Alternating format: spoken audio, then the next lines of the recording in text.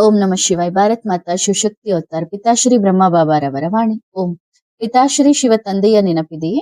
ಮುರಳಿಯ ದಿನಾಂಕ 24/8/2026. ಪ್ರಾತಃ class revise course 8/8/2020. ಓಂ ನಮ ಶಿವಾಯ. ಪ್ರೀತಿಯ ಮಕ್ಕಳೇ, ಬಾಬಾ 1000 ಭುಜಧಾರಿ ಒಂದೇ ಸಮಯದಲ್ಲಿ 1000 ಮಕ್ಕಳ ಸಹಾಯಕ್ಕೆ ಬಂದು ತಲುಪಿಬಿಡುತ್ತಾರೆ. ನೀವು ಕರೆದ ತಕ್ಷಣ ಅವರು ಓಡಿ ಬಂದರು. ಏಕೆಂದರೆ ಅವರು ಯೋಚಿಸುತ್ತಾರೆ, ನನ್ನ ಮಗು ನನಗಾಗಿ ಕಾಯುತ್ತಿದೆ, ನನ್ನನ್ನು ಕರೆಯುತ್ತಿದೆ. ಓಂ ನಮ ಶಿವಾಯ. ಮುರಳಿಯ ಪಾಯಿಂಟ್ಸ್ ಹಿಡಿದುಕೊಂಡು ಎಷ್ಟೋ ಮಕ್ಕಳು ಎಷ್ಟು ಗಂಟುಗಳನ್ನು ಹಾಕಿಕೊಂಡಿದ್ದಾರೆ. ಒಂದು ದೊಡ್ಡ ಬಲೆಯನ್ನೇ ಹೆಣೆದು ತಾವೇ ಅದರಲ್ಲಿ ಸಿಲುಕಿಕೊಂಡಿದ್ದಾರೆ. ಇಂತಹ ಮಕ್ಕಳೂ ಇದ್ದಾರೆ. ಅವರು ಈ ಬಲೆಯಲ್ಲೇ ಸತ್ತು ಹೋಗಿದ್ದಾರೆ. ಶರೀರ ಬಿಟ್ಟ ನಂತರವೂ ಗೊಂದಲ ತೀರಲಿಲ್ಲ. ಇಂತಹ ಮಕ್ಕಳು ಇದ್ದಾರೆ. ಆದರೆ ನೀವು ಮಕ್ಕಳು ಯೋಚಿಸಿ, ನನ್ನ ಅದೃಷ್ಟ ಎಷ್ಟು ದೊಡ್ಡದಿದೆ ಎಂದರೆ ಈ ಬಲೆಯನ್ನು ಕತ್ತರಿಸುವ ಕತ್ತರಿ ಈಗ ನನ್ನ ಬಳಿ ಬಂದಿದೆ. ಸರಿ ತಾನೆ? ಇಷ್ಟು ಸಮಯದಿಂದ ಇಲ್ಲಿ ಬಿಗಿಯಾಗಿ ಹಾಕಿರುವ ಗಂಟುಗಳಿವೆಯಲ್ಲ, ಇದು ಮುರಳಿಯಲ್ಲಿದೆ. ಇದು ಮುರಳಿಯ ಪಾಯಿಂಟ್ ಎಂದು ಎಲ್ಲದಕ್ಕೂ ಗಂಟು ಹಾಕಿದ್ದಾರೆ. ಆಗ ಬಾಬಾ ಏನು ಮಾಡುತ್ತಾರೆ? ಈಗ ಅದನ್ನು ಒಂದೊಂದಾಗಿ ಬಿಡಿಸುತ್ತಾರೆ ಅಲ್ಲವೇ? ಆದರೆ ಅದು ನಿಮ್ಮ ಕೈಯಲ್ಲಿದೆ. ತಂದೆಯಂತೂ ಬಿಡಿಸುತ್ತಾರೆ, ನೀವು ಬಿಡಿಸಿಕೊಳ್ಳುತ್ತೀರಾ? ಮಕ್ಕಳು ಹೇಳಿದರು, ಹೌದು ಬಾಬಾ. ಕುಳಿತಿದ್ದಾರೆ. ಸಮಯಕ್ಕೆ ಅನುಸಾರವಾಗಿ ಒಂದೊಂದಾಗಿ ಬಿಡಿಸುತ್ತಾರೆ. ಆಗ ತಾವಾಗಿಯೇ ಕುಣಿಯುತ್ತೀರಿ, ವಾ ಬಲೆ, ನಾನು ಇಷ್ಟು ದಡ್ಡನಾಗಿದ್ದೇನಾ ಎಂದು ಇಷ್ಟೊಂದು ಗಂಟು ಹಾಕಿಕೊಂಡೆನಾ? ಇಲ್ಲ, ದಡ್ಡನಲ್ಲ, ಒಳ್ಳೆಯವನಾಗಿದ್ದೆ. ಏಕೆಂದರೆ ಗಂಟು ಹೇಗೆ ಹಾಕಬೇಕು ಮತ್ತು ಹೇಗೆ ಬಿಡಿಸಬೇಕು ಎಂಬ ಕಲೆ ನೀವು ಕಲಿತಾಗ ಈ ಬಲೆಯಲ್ಲಿ ಸಿಕ್ಕಿರುವ ಇತರ ಮಕ್ಕಳು ಸಹ ಒಂದೊಂದಾಗಿ ಬಿಡುಗಡೆಯಾಗುತ್ತಾರೆ. ಸರಿ ತಾನೇ ಮಕ್ಕಳೇ? ತಂದೆ ಪ್ರತಿ ಬಾರಿಯೂ ಒಂದೊಂದು ಗಂಟನ್ನು ಅವಶ್ಯವಾಗಿ ಬಿಡಿಸುತ್ತಾರೆ. ಇದು ತಂದೆಯ ಭರವಸೆ. ಗೊಂದಲಗಳನ್ನು ಉಂಟು ಮಾಡುವುದಿಲ್ಲ. ಪ್ರಶ್ನೆ: ಮಹಾಕಾಲ ಬಂದಾಗ ನೀವು ನಮ್ಮ ಜೊತೆ ಇರುವುದಿಲ್ಲವಲ್ಲ, ಬಾಬಾ ಮತ್ತೆ ಎಲ್ಲಿರುತ್ತಾರೆ? ಉತ್ತರ: ಮಹಾಕಾಲ ಬಂದಾಗ ನಾನು ನಿಮ್ಮ ಜೊತೆಯಲ್ಲೇ ಇರುತ್ತೇನೆ. ಭಕ್ತಿ ಮಾರ್ಗದಲ್ಲಿ ಕೇಳಿದ್ದೀರಲ್ಲ, ಬೆಕ್ಕಿನ ಮರಿಗಳು ಬಟ್ಟಿಯಲ್ಲಿ ಸುರಕ್ಷಿತವಾಗಿದ್ದವು. ಹೌದು ನೋಡಿ, ಎಷ್ಟು ಸಮಯದವರೆಗೆ ಬೆಂಕಿಯಲ್ಲಿದ್ದವು? 12 ವರ್ಷ ಎಂದು ಹೇಳುತ್ತಾರೆ. ನೀವು ಯೋಚಿಸಿ, ಅವರಿಗೆ ಅನ್ನ, ನೀರು, ಧಾನ್ಯವನ್ನು ಯಾರು ಕೊಟ್ಟರು? ಬಾಬಾ. ಅಲ್ಲಿ ಬೆಂಕಿ ಉರಿಯುತ್ತಿದ್ದರೂ ಅನ್ನ, ನೀರು, ಧಾನ್ಯ ಸಿಗುತ್ತಿತ್ತು. ಹಾಗೆಯೇ ತಂದೆ ತನ್ನ ಮಕ್ಕಳನ್ನು ಕರೆದುಕೊಂಡು ಸುರಕ್ಷಿತವಾಗಿ ಇಡುತ್ತಾರೆ ಮತ್ತು ನಂತರ ಅವರು ಆಟವಾಡುತ್ತಾ ಹೊರಬರುತ್ತಾರೆ. ಇವು ಬೆಕ್ಕಿನ ಮರಿಗಳು. ನಿಜವಾಗಿಯೂ ಇದನ್ನು ಕೇಳಿದ್ದೀರಲ್ಲವೇ? ಪ್ರಶ್ನೆ: ನಾವು ಕೃಷ್ಣನ ರಾಜಧಾನಿಗೆ ಬರುತ್ತೇವೋ ಅಥವಾ ರಾಧೆಯ ರಾಜಧಾನಿಗೆ ಬರುತ್ತೇವೋ? ಉತ್ತರ: ಇದನ್ನು ಯೋಚಿಸಬೇಡಿ, ಏಕೆಂದರೆ ನಂತರ 2 ರಾಜಧಾನಿಗಳು ಒಂದೇ ಆಗುತ್ತವೆ. ಸರಿ ಮಕ್ಕಳೇ, ನಿಮಗೆ ಯಾರ ಮೇಲೆ ಹೆಚ್ಚು ಪ್ರೀತಿ ಇದೆ? ಕೃಷ್ಣನ ಮೇಲೆ. ನಿಮ್ಮ ಮೇಲೆ ಯಾರ ಮೇಲೆ ಹೆಚ್ಚು ಪ್ರೀತಿ ಇದೆಯೋ ಅವರ ಬಳಿಗೆ ಕಳುಹಿಸುತ್ತೇವೆ. ಸರಿ ತಾನೆ? ಇನ್ನು ಯಾರು ನಮಗೆ ಇಬ್ಬರ ಮೇಲೂ ಪ್ರೀತಿ ಇದೆ ಎನ್ನುತ್ತಾರೋ ಅವರು ನದಿಯ ದಡದಲ್ಲಿ ಕುಳಿತಿರಲಿ. ಏಕೆ? ಮೆರವಣಿಗೆ ಅಲ್ಲಿಂದಲೇ ಹೋಗುತ್ತದಲ್ಲವೇ? ನಿಮಗೆ ಗೊತ್ತಿದೆಯಲ್ಲ, ಮೆರವಣಿಗೆ ಬಂದಾಗ ಹೊರಡುತ್ತೇವೆ. ಸರಿ ತಾನೆ? ಒಂದು ಮಗು ಹೇಳಿತು, ಬಾಬಾ, ರಾಧೆಗೂ ಕೃಷ್ಣನ ಮೇಲೆ ಪ್ರೀತಿ ಇದೆಯಲ್ಲ, ಅದನ್ನೇ ಹೇಳುತ್ತಿರುವುದು. ಶ್ರೀಕೃಷ್ಣನನ್ನೇ ಪ್ರೀತಿಸಿ ರಾಧೆಯ ಜೊತೆ ಇರುವವರೆಲ್ಲ ಎಲ್ಲಿಗೆ ಬರುತ್ತಾರೆ? ಒಂದೇ ರಾಜಧಾನಿಗೆ ಬರುತ್ತಾರೆ. ನೋಡಿ ಮಕ್ಕಳೇ, ನನಗೆ ಏನು ಸಿಕ್ಕಿದೆ ಎಂದು ಯೋಚಿಸಿ. ವರ್ತಮಾನದ ಸುಖ ಎಷ್ಟು ಮಧುರವಾಗಿದೆ ಎಂದರೆ ಭವಿಷ್ಯದ ಸುಖವನ್ನು ಈಗಲೇ ಅನುಭವಿಸುತ್ತಿದ್ದಾರೆ. ವಾ ಬಾಬಾ, ಎಲ್ಲಕ್ಕಿಂತ ದೊಡ್ಡ ಸುಖ ನಿಮ್ಮ ಬಳಿ ಕುಳಿತುಕೊಳ್ಳುವುದರಲ್ಲಿದೆ. ಹೌದು, ಅತಿ ದೊಡ್ಡ ಸುಖವದು. ಸರಿ ತಾನೆ ಮಕ್ಕಳೇ? ಈಗ ಒಳ್ಳೆಯದು. ಯಾರು ಹಿಂದಿನ ಮುರಳಿಗಳನ್ನು ಕೇಳಿಲ್ಲವೋ ಅವೆಲ್ಲವನ್ನು ಎಲ್ಲರಿಗೂ ಕೇಳಿಸಿ. ಎಲ್ಲವನ್ನೂ ಕೇಳಿದಿರಾ? ಕೇಳುತ್ತಿದ್ದೇವೆ ಬಾಬಾ. ಹೌದು, ಪೂರ್ತಿ ಕೇಳಿದಿರಾ? ಏಕೆಂದರೆ ಮಕ್ಕಳು ಪೂರ್ತಿ ಕೇಳುವವರೆಗೂ ಗಂಟುಗಳು ಬಿಡುವುದಿಲ್ಲ. ಕೇಳುತ್ತೀರಿ. ಪೂರ್ತಿಯಾಗಿ ಚೆನ್ನಾಗಿ ಕೇಳಿ. ಪ್ರತಿಯೊಂದು ಪಾಯಿಂಟ್ಸ್ ಅನ್ನು ಗಮನವಿಟ್ಟು ಕೇಳಿ. ಪ್ರಶ್ನೆ: ಬಾಬಾ, ಮುರಳಿಯಲ್ಲಿ 8 ಗಂಟೆ ಕೆಲಸ ಮಾಡಬೇಕು ಎಂದು ಹೇಳುತ್ತಾರೆ. ಆದರೆ ನಮ್ಮದು ಪೂರ್ತಿ 12 ಗಂಟೆಯ ಕೆಲಸವಿದೆ. ಏನು ಮಾಡಬೇಕು? ಉತ್ತರ: ಒಳ್ಳೆಯದು. ಪೂರ್ತಿ 12 ಗಂಟೆಯದ್ದೇ, 8 ಗಂಟೆಯದ್ದಲ್ಲವೇ? ನಮಗೆ 8 ಗಂಟೆಯ ಕೆಲಸ ಬೇಕು. ಒಳ್ಳೆಯದು. 8 ಗಂಟೆಯ ಕೆಲಸ ಬೇಕೇ? ಸರಿ, ಒಂದು ಮಾತು ಹೇಳಿ. ಕೆಲಸವೇ ಇಲ್ಲದಿದ್ದರೆ ಏನಾಗುತ್ತದೆ? ನೀವು ಹೇಗೆ ಇಡುತ್ತೀರೋ ಹಾಗೆ ಪಾಲನೆ ನೀವೇ ಮಾಡಬೇಕು. ವಾ ನೋಡಿ, ಎಷ್ಟು ಮುದ್ದಾದ ಮಕ್ಕಳಿದ್ದಾರೆ. ಪಾಲನೆ ನೀವೇ ಮಾಡಬೇಕು. ನೀವು ಹೇಗೆ ಇಟ್ಟರೂ ಸರಿ, ಹೊಟ್ಟೆಯೂ ನಿಮ್ಮದು, ನಾನು ನಿಮ್ಮವನು, ಎಲ್ಲವೂ ನಿಮ್ಮದೇ. ಹೊಟ್ಟೆ ನೀವೇ ತುಂಬಿಸಬೇಕು. ಸರಿ ತಾನೆ ಮಕ್ಕಳೇ? ಬಾಬಾ ಅವಶ್ಯವಾಗಿ ಸಮಯವನ್ನು ಮಾಡಿಕೊಡುತ್ತಾರೆ. ನೀವು ನಿಶ್ಚಿಂತರಾಗಿರಿ. ನಿಮ್ಮ ವಿಷಯವನ್ನು ನನ್ನ ಮುಂದೆ ಇಟ್ಟಿದ್ದೀರಿ. ನಿಶ್ಚಿಂತರಾಗಿರಿ. ಪ್ರಶ್ನೆ: ಶಿವ ಬಾಬಾರವರ ಮನಸ್ಸಿನಲ್ಲಿ ಏನು ನಡೆಯುತ್ತಿರುತ್ತದೆ ಹೇಳಿ ಬಾಬಾ. ಉತ್ತರ: ಒಳ್ಳೆಯದು. ನಿನ್ನೆ ತಂದೆಯ ಮನಸ್ಸಿನಲ್ಲಿ ಏನು ನಡೆಯುತ್ತಿತ್ತು? ಅವರು ಹೇಳುತ್ತಿದ್ದರು, ಮಿಲನ ಆಚರಿಸುತ್ತಿದ್ದೇವೆ, ನಾವು ಇಲ್ಲಿದ್ದೇವಲ್ಲ, ಇದು ಮಧುಬನ. ನೋಡಿ ಮಕ್ಕಳೇ, ನೀವು ಇಲ್ಲಿ ಅಳುತ್ತಿದ್ದಾಗ, ಚಿಂತೆಯಲ್ಲಿದ್ದಾಗ ಪರಮಧಾಮದಲ್ಲಿ ಬಾಬಾ ಏನು ಮಾಡುತ್ತಿದ್ದರು ಹೇಳಿ? ಮಕ್ಕಳ ಬಳಿ ಹೋಗಿ ಪ್ರೀತಿ ಮಾಡಬೇಕು ಎಂಬ ಸೆಳೆತ ಉಂಟಾಗುತ್ತಿತ್ತು. ಒಳ್ಳೆಯದು. ಏಕೆ ಸೆಳೆತ ಉಂಟಾಗುತ್ತಿತ್ತು? ಪ್ರೀತಿ ಮಾಡುತ್ತಾರಲ್ಲ ಅವರು. ಒಳ್ಳೆಯದು. ಸತ್ಯಯುಗ ಮತ್ತು ತ್ರೇತಾಯುಗದಲ್ಲಿ ಏನಾಗುತ್ತದೆ? ಸೆಳೆತ ಇರುತ್ತದೆಯೇ? ಏಕೆಂದರೆ ನೀವು ಮಕ್ಕಳು ದುಃಖಿಗಳಾಗಿರುವುದಿಲ್ಲ. ಆಗ ತಂದೆಯು ಮೇಲೆ ಹೇಗಿರುತ್ತಾರೆ? ನಿಶ್ಚಿಂತ, ಪೂರ್ತಿ ಸ್ಥಿರವಾಗಿರುತ್ತಾರೆ. ಯಾವುದೇ ಚಿಂತೆ ಇರುವುದಿಲ್ಲ. ಆದರೆ ಮಕ್ಕಳು ದುಃಖಿಗಳಾದಂತೆ ಏನಾಗುತ್ತದೆ? ಪರಮಧಾಮವನ್ನೇ ಅಲ್ಲಾಡಿಸುತ್ತಾರೆ. ಆಗ ಅವರು ಯೋಚಿಸುವುದಿಲ್ಲವೇ? ಅವರು ಯೋಚಿಸುವುದಿಲ್ಲ ಎಂದು ಭಾವಿಸಬೇಡಿ. ಅಸೋಚತ್ ಅಂದ್ರೆ ಯೋಚನೆ ಇಲ್ಲದವರು ಎಂದರೆ ಅವರು ನಮ್ಮಂತೆ ಈ ಶರೀರಕ್ಕೆ ಬಂದು ಆದಿ ಮಧ್ಯ ಅಂತ್ಯದ ಬಗ್ಗೆ ಯೋಚಿಸುತ್ತಾರೆ ಎಂದಲ್ಲ. ಅವಶ್ಯವಾಗಿಯೂ ಅಲ್ಲ. ಅವರು ಶರೀರದಿಂದ ಹೊರಗಿದ್ದಾರೆ. ಒಳ್ಳೆಯದು. ಹೇಳುತ್ತಾರೆ, ಅವರಿಗೆ ಕಣ್ಣುಗಳಿಲ್ಲದಿದ್ದರೂ ಇಡೀ ವಿಶ್ವವನ್ನು ನೋಡುತ್ತಾರೆ, ಕಿವಿಗಳಿಲ್ಲದಿದ್ದರೂ ಎಲ್ಲರ ದುಃಖವನ್ನು ಕೇಳುತ್ತಾರಲ್ಲವೇ? ಹಾಗಾದರೆ ಯಾರು ಕೇಳುತ್ತಾರೆ? ಅವರನ್ನು ಸಾವಿರ ಭುಜಧಾರಿ ಎನ್ನುತ್ತಾರೆ. ಒಂದೇ ಸಮಯದಲ್ಲಿ 1000 ಮಕ್ಕಳ ಸಹಾಯಕ್ಕೆ ತಲುಪಿಬಿಡುತ್ತಾರೆ. ಹಾಗಾದರೆ ಈಗ ಯೋಚಿಸಿ, ಅವರು ಯೋಚಿಸುವುದಿಲ್ಲವೇ? ನೀವು ಕರೆದ ತಕ್ಷಣ ಅವರು ಓಡಿ ಬಂದರು. ಏಕೆಂದರೆ ಅವರು ಯೋಚಿಸುತ್ತಾರೆ, ನನ್ನ ಮಗು ನನಗಾಗಿ ಕಾಯುತ್ತಿದೆ, ನನ್ನನ್ನು ಕರೆಯುತ್ತಿದೆ. ಆದರೆ ಅಸೋಚತ ಅಂದ್ರೆ ಯೋಚನೆ ಇಲ್ಲದವರು ಹೇಗೆ ಆಗಲು ಸಾಧ್ಯ? ಹೌದು, ಅವರು ಇಷ್ಟೊಂದು ಹಣ ಎಲ್ಲಿಂದ ಬರುತ್ತದೆ, ಈ ಮನೆ ನಿರ್ಮಾಣವಾಗುತ್ತದೋ ಇಲ್ಲವೋ ಎಂಬ ಟೆನ್ಷನ್ ಮಾಡಿಕೊಳ್ಳುವುದಿಲ್ಲ. ಇಲ್ಲ, ಏಕೆಂದರೆ ಅದು ಡ್ರಾಮಾದಲ್ಲಿ ಆಟೋಮ್ಯಾಟಿಕ್ ಆಗಿ ಫಿಕ್ಸ್ ಆಗಿದೆ. ಮಕ್ಕಳು ದುಃಖಿಗಳಾದಾಗ ತಂದೆ ಬರುತ್ತಾರೆ. ಒಳ್ಳೆಯದು. ಹೇಳಿ, ಮಕ್ಕಳು ಎಲ್ಲೆಲ್ಲೋ ಅಲೆದಾಡಿ ಸುಸ್ತಾಗಿದ್ದಾರೆ. ಎಲ್ಲಿಗೆ ಹೋದರು? ನೋಡಿದರು. ಆರಂಭದಲ್ಲಿ ಜ್ಞಾನ ಚೆನ್ನಾಗಿ ಅನಿಸುತ್ತಿತ್ತು, ಮಜಾ ಬಂತು. ನಂತರ ಏನು? ನಿಧಾನವಾಗಿ ಏನು ನೋಡಲು ಆರಂಭಿಸಿದರು? ಅರೆ, ಇಲ್ಲೂ ಕೂಡ ಗೊಂದಲ ನಡೆಯುತ್ತಿದೆ, ಸರಿತಾನೆ? ಇಲ್ಲಿಂದ ಹೊರಡಿ, ನಿಮ್ಮ ಗಂಟು ಮೂಟೆ ಕಟ್ಟಿ. ಇಲ್ಲೂ ಗೊಂದಲ ನಡೆಯುತ್ತಿದೆ, ಪೂರ್ತಿ ತಣ್ಣಗಾಗಿರಿ. ಧೈರ್ಯ. ನನ್ನ ಬಾಬಾ ಒಂದೊಂದಾಗಿ ಎಲ್ಲಾ ಗಂಟುಗಳನ್ನು ಬಿಡಿಸುತ್ತಿದ್ದಾರೆ. ಕೆಲವು ಮಕ್ಕಳಂತೂ ಏನು ಯೋಚಿಸುತ್ತಾರೆ ಎಂದರೆ, ಒಂದು ವೇಳೆ ಆ ಬಾಬಾ ನನ್ನ ಪ್ರಶ್ನೆಗೆ ಉತ್ತರ ನೀಡಿದರೆ ಅವರು ಭಗವಂತ, ಇಲ್ಲದಿದ್ದರೆ ಇಲ್ಲ ಎಂದು. ಆಗ ಯಾರೋ ಒಬ್ಬರು ಹೇಳಿದರು, ಬಾಬಾ, ಒಂದು ಆತ್ಮ ಹೇಳುತ್ತದೆ, ಬ್ರಹ್ಮ ಬಾಬಾ ದೇಹದ ಪ್ರಪಂಚವನ್ನು ರಚಿಸಲು ಬಂದಿದ್ದಾರೆ. ನಾವು ಪ್ರಕಾಶದ ಪ್ರಪಂಚದಲ್ಲಿ ವಿಷ್ಣುವಿನ ಮಕ್ಕಳು, ಲಕ್ಷ್ಮೀನಾರಾಯಣರ ಮಕ್ಕಳು. ಅವರು ಪ್ರತ್ಯೇಕವಾಗಿದ್ದಾರೆ. ಇದು ಗೊಂದಲಕ್ಕೀಡು ಮಾಡುವ ಜ್ಞಾನ. ಅಂತಹ ಯಾವುದಾದರೂ ಚಮತ್ಕಾರಿ ಪ್ರಕಾಶದ ಪ್ರಪಂಚ ಇರಲು ಸಾಧ್ಯವೇ? ಎಲ್ಲಿದೆ ಈ ಪ್ರಕಾಶದ ಪ್ರಪಂಚ? ಎಲ್ಲ ಕರ್ಮದ ಫಲ, ಕರ್ಮದ ಭೋಗ ಎಲ್ಲವೂ ಇಲ್ಲೇ ಇದೆ. ಸುಖ ದುಃಖದ ಅನುಭೂತಿ ಎಲ್ಲಿ ಆಗುತ್ತದೆ? ಮೇಲೆ ಯಾವ ಅನುಭೂತಿ ಆಗುತ್ತದೆ? ಮೇಲೆ ಅನುಭೂತಿಯೇ ಆಗುವುದಿಲ್ಲ, ಏಕೆಂದರೆ ಶರೀರವೇ ಇಲ್ಲ. ಹಾಗಾದರೆ ಈ ಎಲ್ಲ ಆಟ ಎಲ್ಲಿ ರಚನೆಯಾಗಿದೆ? ಕೆಳಗೆ. ಈಗ ನೀವೆಲ್ಲರೂ ಇಲ್ಲಿ ಕುಳಿತಿದ್ದೀರಿ ಏಕೆಂದರೆ ಪ್ರೀತಿ ಇದೆ, ಒಂದು ಫೀಲಿಂಗ್ ಇದೆ, ಒಂದು ಅನುಭೂತಿ ಇದೆ. ಮೇಲೆ ಹೋಗಿ ಇಂತಹ ಅನುಭವ ಮಾಡುತ್ತೀರಾ? ಬನ್ನಿ, ಏರೋಪ್ಲೇನ್ ಅಥವಾ ರೈಲು ಗಾಡಿಯ ಟಿಕೆಟ್ ಮಾಡಿಸಿ. ಮಿಲನವಿದೆ. ಹಾಗೆ ಆಗುತ್ತದೆಯೇ? ಇಲ್ಲ. ಆಗ ಈ ಸುಖದ ಅರಿವಾಗುವುದಿಲ್ಲ. ಅಲ್ಲಿ ಸುಖ ಎಲ್ಲಿಂದ ಬರುತ್ತದೆ? ಈಗ ಬಾಬಾ ನನ್ನ ಪ್ರತಿಯೊಂದು ಪ್ರಶ್ನೆಗೆ ಉತ್ತರ ನೀಡುತ್ತಾರೆ ಎಂದು ಯೋಚಿಸಬಾರದು.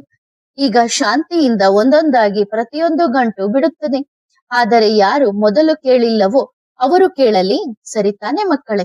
ಯಾರೋ ಕೇಳಿದರು, ಸೂಕ್ಷ್ಮವತನ ಮತ್ತು ಸ್ಥೂಲವತನದ ನಡುವೆ ಏನಿದೆ? ಅದರ ನಡುವೆ ಗಾಳಿ ಇದೆ. ಮಗು ಹೇಳಿತು, ನಾನು ಕೇಳಿದ್ದೇನೆ, ಅದರಲ್ಲಿ ಎಷ್ಟೋ ಋಷಿಮುನಿಗಳು ಶರೀರ ಬಿಟ್ಟವರು ತಪಸ್ಸು ಮಾಡುತ್ತಿದ್ದಾರೆ. ಅಂದರೆ ಲೇಯರ್ಸ್ ಇವೆ ಮತ್ತು ನೀವು ಹೈಯೆಸ್ಟ್ ನಲ್ಲಿ ಕುಳಿತಿದ್ದೀರಿ. ಒಳ್ಳೆಯದು. ತಡೆಯಿರಿ. ಋಷಿಮುನಿಗಳು ತಪಸ್ಸು ಎಲ್ಲಿ ಮಾಡುತ್ತಿದ್ದಾರೆ? ನೋಡಿ ಮಕ್ಕಳೇ, ಇದು ಬಹಳ ಅದ್ಭುತವಾದ ಡ್ರಾಮಾ. ಋಷಿಮುನಿಗಳು ಇಲ್ಲೂ ತಪಸ್ಸು ಮಾಡುತ್ತಿದ್ದಾರೆ. ಮೇಲೆ ಹೋಗುವ ಅಗತ್ಯವೇನಿದೆ? ಇಷ್ಟು ವರ್ಷಗಳಿಂದ ಅವರು ಕೆಳಗೆ ಮಾಡುತ್ತಿದ್ದಾರಲ್ಲ, ಮತ್ತೆ ಮೇಲೆ ಏಕೆ ಹೋದರು? ಲೇಯರ್ಸ್ ಇವೆ ಎಂದು ಯಾರಾದರೂ ಏನಾದರೂ ಹೇಳುತ್ತಾರೆ? ಹೌದು, ಗ್ರಹಗಳ ಚಕ್ರವಿರುತ್ತದೆ. ಗ್ರಹಗಳು ಖಂಡಿತ ಇರುತ್ತವೆ. ಆದರೆ ಇಲ್ಲಿಂದ ಶರೀರ ಬಿಟ್ಟ ತಕ್ಷಣ ಮೇಲೆ ಗಾಳಿಯಲ್ಲಿ ಹೋಗಿ ಕುಳಿತುಕೊಳ್ಳುತ್ತಾರೆ. ಎಂದಲ್ಲ. ಹಾಗೆ ನೋಡಿದರೆ ಶರೀರ ಬಿಡುವ ಎಲ್ಲಾ ಆತ್ಮಗಳು ಗಾಳಿಯಲ್ಲಿ ಕುಳಿತುಕೊಳ್ಳುತ್ತವೆ ಎನ್ನಬೇಕಾಗುತ್ತದೆ. ಇನ್ನು ಋಷಿ ಮುನಿಗಳು ಇಲ್ಲಿ ತಪಸ್ಸು ಮಾಡಿ ಅಲ್ಲಿಗೆ ಹೋಗುತ್ತಾರೆ ಎನ್ನುತ್ತಾರೆ. ಅವರು ಮೊದಲು ಯಾರ ತಪಸ್ಸು ಮಾಡುತ್ತಾರೆ? ಒಂದು ವೇಳೆ ತಂದೆಯ ತಪಸ್ಸು ಮಾಡಿದರೆ ಎಲ್ಲಿ ಕುಳಿತುಕೊಳ್ಳುತ್ತಾರೆ? ಸೂಕ್ಷ್ಮವತನದಲ್ಲೇ ಕುಳಿತುಕೊಳ್ಳುತ್ತಾರಲ್ಲವೇ? ಅದಕ್ಕಿಂತ ಕೆಳಗೆ ಅಥವಾ ಮೇಲೆ ಅಲ್ಲ. ಸ್ಥಾನ ಒಂದೇ, ನೆಲೆ ಒಂದೇ. ಈ ಪಂಚತತ್ವಗಳ ಆಚೆ ಇರುವ ಪ್ರತಿಯೊಂದು ಆತ್ಮದ ನೆಲೆ ಆ ಸೂಕ್ಷ್ಮವತನ. ಎಲ್ಲಾ ಲೆಕ್ಕಾಚಾರದ ವ್ಯವಹಾರ ಎಲ್ಲಿ ನಡೆಯುತ್ತದೆ? ಸೂಕ್ಷ್ಮವತನದಲ್ಲಿ. ಒಂದು ವೇಳೆ ಋಷಿ ತಪಸ್ಸು ಮಾಡಿದ್ದರೆ ಇಲ್ಲಿಂದ ಸ್ವಲ್ಪ ಮೇಲೆ ಹೋಗಿ ಏನು ಮಾಡುತ್ತಾರೆ? ತನ್ನ ಲೆಕ್ಕಾಚಾರ ಎಲ್ಲಿ ಮಾಡುತ್ತಾರೆ? ಸೂಕ್ಷ್ಮವತನದಲ್ಲಿ. ಆಫೀಸ್ನಲ್ಲೇ ಮಾಡಬೇಕಲ್ಲವೇ? ಅಥವಾ ಹಾಗೆಯೇ ಅಲ್ಲಿ ಇಲ್ಲಿ ಅಲೆಯುತ್ತಿರುತ್ತಾರೆಯೇ? ಇಲ್ಲ. ಅವರು ಕೇವಲ ಒಂದು ತಪಸ್ಸು ಮಾಡುತ್ತಾರೆ. ಮನಸ್ಸನ್ನು ಏಕಾಗ್ರಗೊಳಿಸಿ ಅದರಿಂದ ಎಲ್ಲಾ ಶಕ್ತಿಗಳನ್ನು ಪಡೆಯುವುದು. ನೀವು ಯೋಚಿಸಿ, ನೀವು ಕೂಡ ಎಷ್ಟು ಮಹಾನ್ ಆತ್ಮಗಳಾಗಬಹುದು. ಹೌದು, ಮಹಾನ್ ಆತ್ಮಗಳೇ ಆಗಿದ್ದೀರಿ. ಸ್ವಲ್ಪ ಏಕಾಗ್ರತೆಯ ಶಕ್ತಿ ಒಳಗೆ ಬಂದರೆ ನೀವು ಋಷಿ ಮುನಿಗಳಿಗಿಂತ ಕಡಿಮೆ ಇದ್ದೀರಾ? ನೀವು ಅವರಿಗಿಂತಲೂ ದೊಡ್ಡ ಋಷಿ ಮುನಿಗಳು. ಎಲ್ಲರ ಲೆಕ್ಕಾಚಾರ ಸೂಕ್ಷ್ಮವತನದಲ್ಲೇ ನಡೆಯುತ್ತದೆ. ಈ ಸೃಷ್ಟಿಗೆ ಆ ಆತ್ಮಗಳು ಬರುತ್ತವೆ. ಯಾರ ಲೆಕ್ಕಾಚಾರ ಬಾಕಿ ಇದೆಯೋ, ಯಾರಾದರೂ ಶರೀರದಲ್ಲಿ ಬರುವ ಹೋಗುವ ವಿಷಯ ಇಲ್ಲಿ ನಡೆಯುತ್ತದೆ ಮತ್ತು ಈಗ ಬಹಳ ತೀವ್ರಗತಿಯಲ್ಲಿ ನಡೆಯುತ್ತದೆ. ಹಾಗೆಂದು ಕೇವಲ ಸ್ತ್ರೀಯರ ಶರೀರದಲ್ಲೇ ಆ ಆತ್ಮಗಳು ಪ್ರವೇಶಿಸುತ್ತವೆ ಎಂದಲ್ಲ. ಎಲ್ಲೆಲ್ಲೋ ಅಂತಹ ಮಕ್ಕಳು ಇರುತ್ತಾರೆ. ಆದರೆ ಹೌದು, ಮಕ್ಕಳ ಬಳಿ ಅವು ಬರುವುದಿಲ್ಲ ಎಂಬ ಗ್ಯಾರಂಟಿ ಇದೆ. ಏಕೆಂದರೆ ಎಲ್ಲಿ ಓಂಕಾರದ ಧ್ವನಿ ಇರುತ್ತದೋ ಅಲ್ಲಿ ಯಾರಾದರೂ ಬರುತ್ತಾರೆಯೇ? ಬರುವುದಿಲ್ಲ. ಅಲ್ಲಿ ಅವರಿಗೆ ನೆಲೆಯೇ ಇಲ್ಲ. ಆದರೆ ನೀವು ಮುಕ್ತಿದಾತ ತಂದೆಯ ಮಕ್ಕಳಾಗಿದ್ದೀರಿ. ಆದ್ದರಿಂದ ಇತರರನ್ನು ಮುಕ್ತಗೊಳಿಸಬೇಕು. ಸರಿತಾನೆ ಮಕ್ಕಳೇ? ಇನ್ನು ಯಾರ್ಯಾರಿಗೆ ಏನೇನು ಪ್ರಶ್ನೆಗಳಿವೆಯೋ ಎಲ್ಲವನ್ನು ಪತ್ರ ಬರೆದು ಕಳುಹಿಸಿ. ಪ್ರಶ್ನೆ: ಬಾಬಾ, ಈಗ ಸೇವೆ ಹೇಗೆ ಮಾಡಬೇಕು? ಉತ್ತರ: ಈಗ ನೀವು ಹೇಗೆ ಮಾಡುತ್ತಿದ್ದೀರಿ? ತಂದೆಯ ಪರಿಚಯ ಕೊಡುವ ಸೇವೆ ಹಾಗೆಯೇ ಮಾಡುತ್ತೀರಿ. ಆದರೆ ಈಗ ಸೇವೆಯಲ್ಲಿ ಸ್ವಲ್ಪ ಏನು ಬದಲಾವಣೆ ಮಾಡಬೇಕು ಎಂದರೆ ನಿಮ್ಮ ಮನಸ್ಸನ್ನು ಪವರ್ಫುಲ್ ಮಾಡಿಕೊಳ್ಳಬೇಕು ಮತ್ತು ಪ್ರತಿಯೊಂದು ಮಹಾವಾಕ್ಯವು ಎಲ್ಲ ಆತ್ಮಗಳ ಬಳಿ ತಲುಪುತ್ತಿದೆ ಎಂದು ಯೋಚಿಸಬೇಕು.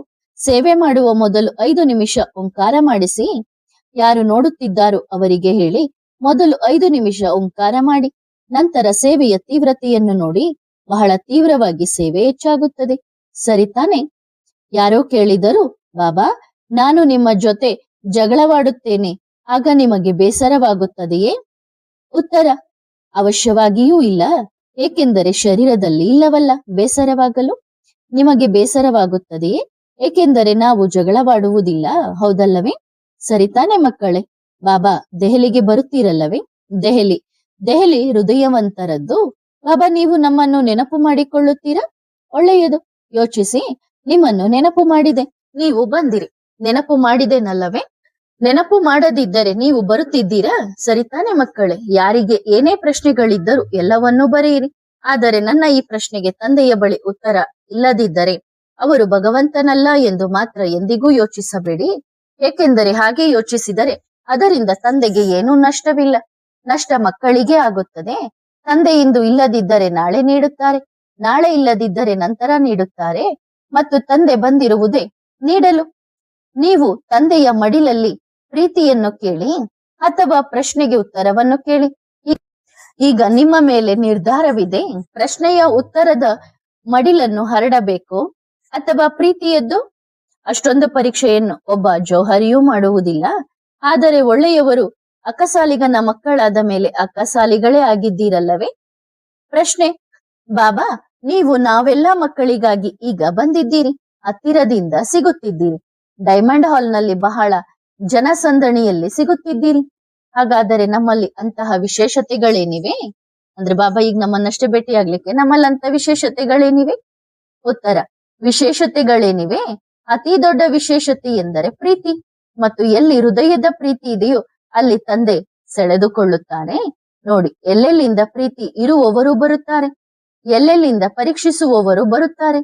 ಒಂದು ಬಾರಿ ಹೋಗಿ ನೋಡೋಣ, ಬಾಬಾ ಇದ್ದಾರೋ ಅಥವಾ ಬೇರೆ ಯಾರಾದರೂ ಇದ್ದಾರೋ? ಈಗ ಕೇವಲ ಪ್ರೀತಿ ಇರುವವರು ಕುಳಿತಿದ್ದಾರೆ. ಹೌದು, ಪರೀಕ್ಷಿಸುವವರು ಬಂದರು ಮತ್ತು ಹೋದರು. ನಾವೂ ಬಂದೆವು. ಈಗ ನನ್ನ ಈ ಪ್ರಶ್ನೆಗೆ ಉತ್ತರ ಕೊಡಿ, ತೋರಿಸಿ ಎಂದು ಕೇಳುತ್ತಾರೆ. ಬಂದು ಕುಳಿತರು ಮತ್ತು ಬಾಬಾ, ಇದು ಹೇಗೆ ಆಗುತ್ತದೆ? ಹೌದು ಮಗು, ಇದು ಹೀಗೆ ಆಗುತ್ತದೆ. ಒಳ್ಳೆಯದು. ಹಾಗಾದರೆ ನೀವೇ ನನ್ನ ಬಾಬಾ? ಒಳ್ಳೆಯದು, ಸರಿ. ಕೆಲವರು ಬಾಬಾರವರಿಂದ ಹೂಗುಚ್ಛ ತೆಗೆದುಕೊಂಡು ಹೋದರು. ಯಾರೋ ಕೇಳಿದರು, ಬಾಬಾ, ನಾವು ಆದಿಯಲ್ಲೂ ಬಂದಿದ್ದೇವಾ? ಉತ್ತರ, ನೀವು ಆದಿ, ಮಧ್ಯ, ಅಂತ್ಯ ಮೂರರಲ್ಲೂ ಬಂದಿದ್ದೀರಿ ಎಂದು ಯೋಚಿಸಿ. ಸರಿ ತಾನೇ ಮಕ್ಕಳೇ? ನೋಡಿ, ಯಾವಾಗಲಿನಿಂದ ನೋಡುತ್ತಿದ್ದೀರಿ, ಏನು ಕಷ್ಟಗಳನ್ನು ಅನುಭವಿಸುತ್ತಿದ್ದೀರಿ. ಈಗಂತೂ ಬಹಳ ಸುಖದ ದಿನಗಳು ಬರಲಿವೆ. 4 ಕಡೆ ತ್ರಾಹಿ ತ್ರಾಹಿ ಅಯ್ಯೋ ಅಯ್ಯೋ ಎನ್ನುವಂತಹ ಮತ್ತು ಮಕ್ಕಳು ತಂದೆಯ ಮಡಿಲಿನಲ್ಲಿ ತೂಗಾಡುತ್ತಿರುತ್ತಾರೆ. ಅಂದ್ರೆ ಹೊರಗಡೆ ವಾತಾವರಣ ಅಯ್ಯೋ ಅಯ್ಯೋ ಅಂತ ಇದ್ರೆ, ನಾವು ಮಕ್ಕಳು ಬಾಬನ ಮಡಿಲಲ್ಲಿ ತೂಗಾಡುತ್ತಿರುತ್ತಾರೆ ಮತ್ತು ಕುಳಿತುಕೊಂಡು ಎಲ್ಲ ಮಕ್ಕಳಿಗೆ ಪೂರ್ತಿ ಸಕಾಶ್ ನೀಡುತ್ತಾರೆ. ಯಾರೋ ಒಬ್ಬರು ಹೇಳಿದರು, ಬಾಬಾ, ಒಂದು ಮಗು ಈಗ ಹೇಳುತ್ತಾರೆ, ಬ್ರಹ್ಮ ಬಾಬಾ ನನ್ನ ಮಂತ್ರಿ ಎಂದು. ಒಳ್ಳೆಯದು, ಅವರಿಗೆ ಹೇಳಿರಿ, ನೀವು ರಾಜರು, ವಾ, ನೀವು ಎಷ್ಟೊಂದು ಮುದ್ದಾಗಿದ್ದೀರಿ. ಬ್ರಹ್ಮ ತಂದೆ ನಿಮ್ಮ ಮಂತ್ರಿಯಾಗಿದ್ದಾರಲ್ಲ, ಪರವಾಗಿಲ್ಲ. ಆ ಮಗುವಿಗೂ ಹೇಳಿ, ನಿಮ್ಮ ಮಂತ್ರಿ ನೆನಪು ಪ್ರೀತಿಗಳನ್ನು ಕೊಟ್ಟಿದ್ದಾರೆ ಎಂದು. ನಿಮ್ಮ ಮಂತ್ರಿ ನಿಮ್ಮನ್ನು ಬಹಳ ಪ್ರೀತಿಸಿದ್ದಾರೆ, ಬಹಳ ನೆನಪು ಮಾಡಿದ್ದಾರೆ. ಸರಿ ತಾನೆ ಮಕ್ಕಳೇ? ಮಂತ್ರಿ ಎಂದು ತಿಳಿಯಲಿ, ನೌಕರ ಎಂದು ತಿಳಿಯಲಿ, ಸೇವಕ ಎಂದಾದರೂ ತಿಳಿಯಲಿ, ಎಲ್ಲವೂ ಹೌದು. ಏನು ತಿಳಿಯುತ್ತಾರೋ ಅದೇ ಆಗಿ ಬಿಡುತ್ತಾರೆ. ಒಬ್ಬ ತಂದೆ ತನ್ನ ಮಕ್ಕಳಿಗಾಗಿ ಏನಾಗಲೂ ಸಾಧ್ಯವಿಲ್ಲ, ಆಗಬಹುದಲ್ಲವೇ? ಒಳ್ಳೆಯದು ಮಕ್ಕಳೇ, ಮತ್ತೆ ಸಿಗೋಣ. ಹೌದು ಬಾಬಾ, ಸರಿ ತಾನೆ? ಹೇಳಿ. ನನ್ನ ಬಾಬಾ ಬಂದರು, ಮಧುರ ಬಾಬಾ ಬಂದರು. ನಂತರ ಬಾಬಾ ಎಲ್ಲರಿಗೂ ಟೋಲಿ ತಿನ್ನಿಸಿದರು ಮತ್ತು ಉಡುಗೊರೆಗಳನ್ನು ಕೊಟ್ಟರು. ಅರೆ, ಇದು ಎಲ್ಲರಿಗೂ ತಂದೆಯ ಕಡೆಯಿಂದ ಬಹಳ ಪ್ರೀತಿಯ ಉಡುಗೊರೆ. ಯಾವಾಗ ಇದನ್ನು ನೋಡುತ್ತೀರೋ ಆಗ ಏನು ನೋಡುತ್ತೀರಿ? ನನ್ನ ಬಾಬಾ ನೀಡಿದ್ದಾರೆ, ಆದರೆ ಏನು ಯೋಚಿಸಬೇಕು? ನಾನಾತ್ಮ. ಸರಿ ತಾನೆ ಮಕ್ಕಳೇ? ಬೇರೇನು ಯೋಚಿಸಬೇಡಿ, ಕೇವಲ ಇದು ನನ್ನ ಬಾಬಾ ಮತ್ತು ನಾನಾತ್ಮ ಎಂದು ಯೋಚಿಸಿ. ಎಲ್ಲಾ ಗೊಂದಲಗಳಿಗೆ ಫುಲ್ ಸ್ಟಾಪ್ ಇಡಿ. ಎಲ್ಲಿ ನೀವು ಫುಲ್ ಸ್ಟಾಪ್ ಇಡುತ್ತೀರೋ ಅಲ್ಲಿ ತಂದೆ ಎಲ್ಲಾ ಗೊಂದಲಗಳನ್ನು ಬಿಡಿಸಿದ್ದಾರೆ. ಸರಿ ತಾನೆ ಮಕ್ಕಳೇ? ಮತ್ತೆ ಸಿಗೋಣ. ಆತ್ಮಿಕ ಮಕ್ಕಳು ಆತ್ಮಿಕ ಮಾತ್ಪಿತ ಬಾಪ್ ತಾದಾರವರಿಗೆ ಮಾಡುವ ನೆನಪು, ಪ್ರೀತಿ ಮತ್ತು ನಮಸ್ತೆ. ಧನ್ಯವಾದ ಬಾಬಾ, ಶುಕ್ರಿಯಾ. ವರದಾನ: ಮಾಸ್ಟರ್ ಗತಿ ಸದ್ಗತಿ ದಾತಾ ಭವ. ನೀವು ಎಲ್ಲರೂ ಲಾಸ್ಟ್ ಸೋ ಫಾಸ್ಟ್ ಆಗಿದ್ದೀರಲ್ಲವೇ? ಹಾಗಾದರೆ ಫಾಸ್ಟ್ ಗತಿಯಿಂದ ಎಲ್ಲರ ಸದ್ಗತಿ ಮಾಡುತ್ತಿದ್ದೀರಾ? ಎವರ್ ರೆಡಿ ಆಗಿದ್ದೀರಾ? ಬಾಪ್ ತಾದ ಎಲ್ಲರಿಗೂ ಇಶಾರೆ ಕೊಡುತ್ತಿದ್ದಾರೆ. ಎಲ್ಲಾ ಭಕ್ತರಿಗೆ ಭಕ್ತಿಯ ಫಲವಾದ ಗತಿ ಸದ್ಗತಿ ಕೊಡುವವರಾಗಿದ್ದಾರಲ್ಲವೇ? ಹಾಗಾದರೆ ಸದಾ ತಮ್ಮನ್ನು ಮಾಸ್ಟರ್ ಗತಿ ಸದ್ಗತಿ ದಾತ ಎಂದು ತಿಳಿದು ಗತಿ ಸದ್ಗತಿಯ ಪ್ರಸಾದವನ್ನು ಎಲ್ಲಾ ಭಕ್ತರಿಗೆ ಹಂಚಿ. ಪ್ರಸಾದ ಹಂಚಲು ಬರುತ್ತದಲ್ಲವೇ? ಟೋಲಿ ಹಂಚುವ ಅಭ್ಯಾಸವಂತೂ ಆಗಿಯೇ ಇದೆ. ಈಗ ಈ ಪ್ರಸಾದವನ್ನು ಹಂಚಬೇಕು. ಒಳ್ಳೆಯದು. ಓಂ ನಮಃ ಶಿವಾಯ.